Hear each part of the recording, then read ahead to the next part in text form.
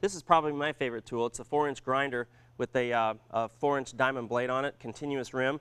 This is really versatile. You can use it for terminating cuts. On these cuts, we use the walk-behind saw, and we don't ever want to get an overcut, so we always try to stop an inch back, and we'll come and we'll terminate these cuts right to the outer portion of this circle. So it's a real versatile tool.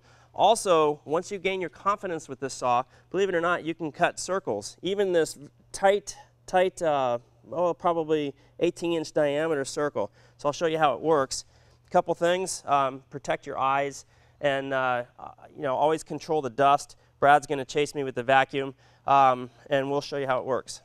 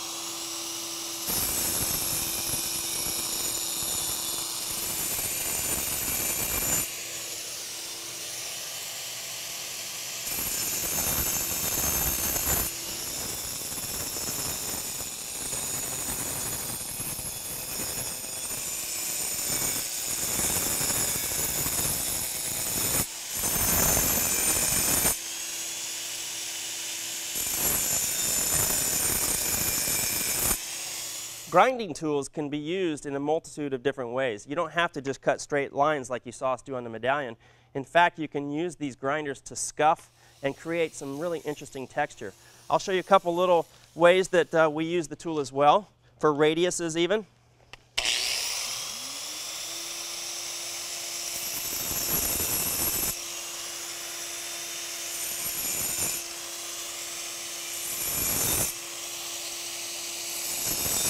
I use it for scuffing.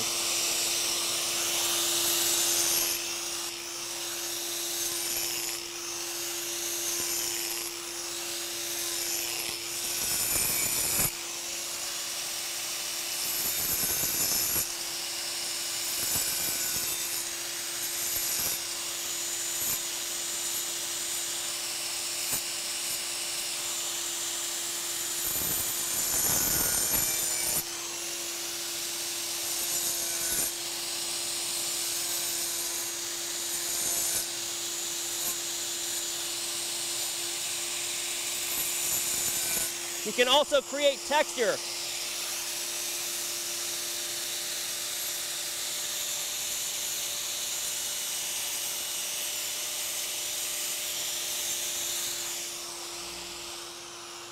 All right. This is the crack chaser blade. Now, depending on how deep you cut, that's going to determine the width of the blade. It just simply provides a much wider saw curve while narrowing down to a V at the bottom of the cut. I'll show you how it works.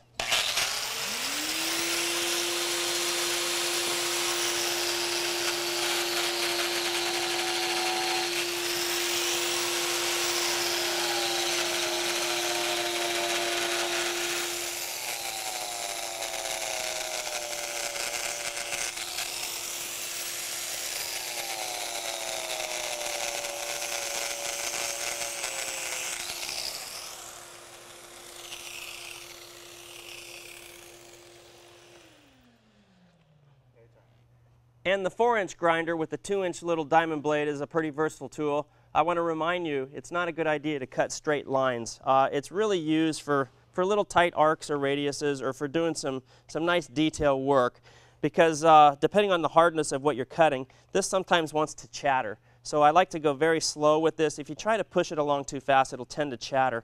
And because of this 2 1/4-inch extension, you can't just cut straight like this because it hits the guard, so you actually have to angle it ever so slightly. Let's show you how it works.